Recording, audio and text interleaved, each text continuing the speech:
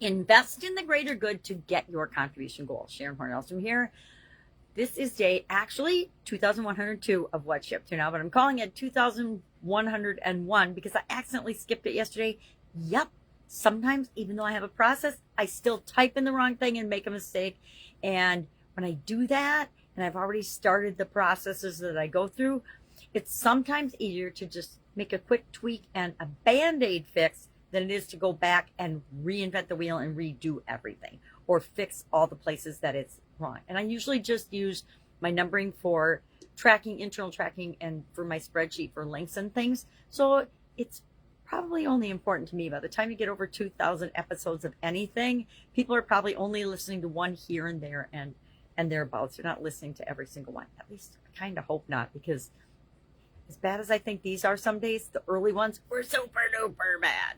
So today, created a couple of pieces of content. I talk about what's on my mind sometimes, but I've kind of stopped doing that because there's a lot of topics and a lot of things that bug me that they only bug me. I'm sure they bug millions of other people too, but they're not the people I'm necessarily trying to help and serve as I show up online. So stop talking about things that really don't matter except along the lines and the topics of what's important to me.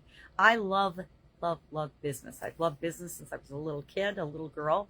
And so I talk a lot about that. And I also love personal development, personal growth, positive mindset. Why? Because I didn't always have a super positive mindset. I wasn't always, I was a pretty cheerful, happy kid, but I wasn't always, we all go through different phases and stages of our life. And I've gone through some really challenging, kind of horrific, terrible times. And yet I'm still here to share and talk and learn and grow and continue to move forward.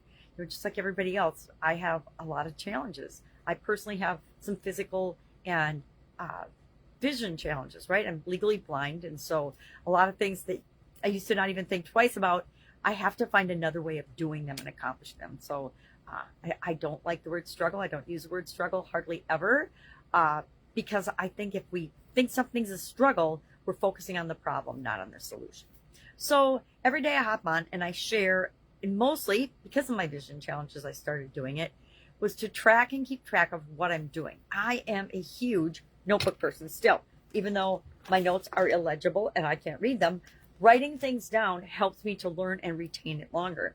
So as I prepare for my daily content, I write notes, I take notes down, I do some research. And, I've got tools at home that help me to make that super easy. Things like giant big screen. And I can just, nowadays the technology is so awesome. You can link everything to these giant big screen TVs. And that makes it possible for me to do things that, 10 years ago I would not have been able to do. And so for our annual challenge this year, the Get Your Goals annual challenge, we're focusing on the life framework area of contribution this month. It's the final one we're talking about this year. We've already done all the others. We spent a month on each of these different areas and aspects of our life: physical, mental, emotional, spiritual, financial, relationships, communication, confidence, and contribution. And I changed the order of those depending on when and who I'm talking to and what's important to them, right? And as I've gone through different stages of my life, I have spent more time and energy on different areas and aspects of my life. When I was married and raising my kids, relationships were my number one priority, right? When I was building my businesses, finances was my biggest priority. When I was first learning how to start and grow and supersize a business, before I had my own processes, it was hard, right? It was hard, trial and error, and trying to figure everything out. So I spent most of my physical, mental, emotional, no spiritual, and financial energy on those areas of my life, right? And that was probably to the detriment of my relationship, but maybe not, because it takes more than one person to make a successful relationship. And I don't think my other person was actually actively involved in wanting that relationship to work. So, contribution today, we're going through we created this beginning of the year, January. We spent the month looking at different goal frameworks, and we learned all kinds of things about goals and goal setting and goal processes and procedures and frameworks. And we came up with our own framework, which is a 7-step process for getting what we want, getting anything we want. It's a process we use to get goals, and we've done it for each of these different areas. And this month we're doing it for contribution. And today we're on step 5, which is to ask ourselves, how do we know we're making progress? How do we know we're moving toward what it is that we want, toward achieving our goal? So we identify milestones, and then we find ways to, at each of those different milestones, measure, yeah, am I going in the right direction or not? I don't know about you, but there's sometimes I'm doing something and working toward a goal, and I will take actions and steps that actually take me backwards, right? That actually lose money instead of making money, that actually destroy my relationships instead of making them better, make me a worse communicator instead of a better communicator. We all do that. Life is just an ebb and flow of testing and trying out what works for us. And then what works, we do more of. What doesn't work, we stop doing, or we tweak until we get it to work for us. So today we talked about how do we identify milestones, and then what are some milestones? How do we know we're making progress? Our idiom, to kind of coincide with that, but not necessarily so much, was to invest in the greater good.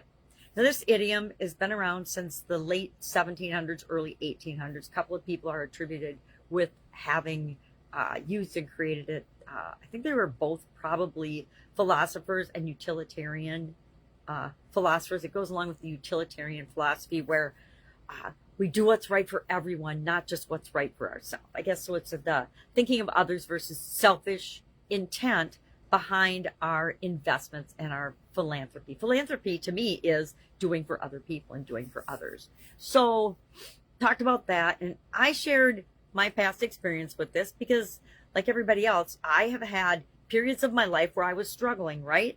And barely getting by. I wasn't being very philanthropic during those periods. I was just figuring out, how am I going to pay the bills? How am I going to make payroll? How am I going to not lose my house? How am I going to put food on the table, right? And when you're in that mode, you're not usually investing in the greater good and thinking of other people. Now, the trick and the really interesting part and the lessons I've learned about that is that it's when we are giving, when we are sharing, no matter how little we have, when we give value, what we put out into the world is what we get back. And once we figure that out, everything just clicks and flows into place. And we realize, number one, not only feels good to do the right thing by helping more people or helping whoever we can along the way, but it also gets us a massive return. Even though that's not the intent or the reason most people say that they're giving to charity, we get so much more out of giving than we do out of receiving. At least I do. I don't know about you, but I'm trying to be a better receiver because I think it disrespects the people that are giving to you if you can't receive graciously. It's like compliments. Ask yourself, if somebody gives you a compliment, how do you initially respond? That will tell you if you are a good receiver or not. That was something I've had to work on a lot over the years. So I did share also that I've learned over the decades that the best investments I've ever made, and I've got a process for deciding and decision making and making investments and things nowadays. But back, when you're young, you don't necessarily have systems and processes for those things. But I've learned over the years through experience that every investment that I've made in myself has paid off more than any possible ROI calculator could come up with, right? Anything we learn, we might not use it right now, but we'll use it down the road. Or we'll learn that we didn't need to waste our time learning how to do that technical thing that we never used and never applied. I do have some lessons learned from those. But I learned that I shouldn't go after every little thing that piques my curiosity at the time. I need to ask myself, and that's now part of my process, do we need this now? Do I need this now? Will this help my, those I love and care about, one of my organizations, my personal development, my peace of mind, to achieve my goals in any of these areas and aspects of my life? And if the answer is no, then I pass on it now. Doesn't mean down the road it might not be right for me, but for right now I can say no. It makes decision making really, really easy. That's why I like goals, right? If I have my goals, it's easy to say either this helps me with my goal or one of my goals, or it doesn't. If it doesn't, it's easy to say no. It's a great way to take back, set boundaries, and take back some of your own time. And the other thing I learned is that any investment I've ever made in other people, helping to become more skilled, a better version of themselves in any way, and again, in any of these goal areas, I've had people I've sent to communication and relationship training because their relationship was negatively impacting their ability to function at work and in business and in other areas of their life. So it just depends. We're all unique. We all have different journeys and what we need when. is going to be different for each and every one of us. But investing in yourself, investing in people you love and care about, and investing in your people that are helping you build your organizations or your business or working with you is always going to pay off more than you can ever actually measure in dollars and cents. All right, that's it. If I can help in any way, hit me up. Hanging out with my granddaughters today. Been traveling, so it's really awesome to be back with them and being able to spend time with their little beautiful natures. But I'm available. pajamagrandma@gmail.com is my Voxer handle if you need a question answered right now. Otherwise, there's other ways to get in touch with me. That's it. Have an awesome day, and I'll, of course, be with you tomorrow.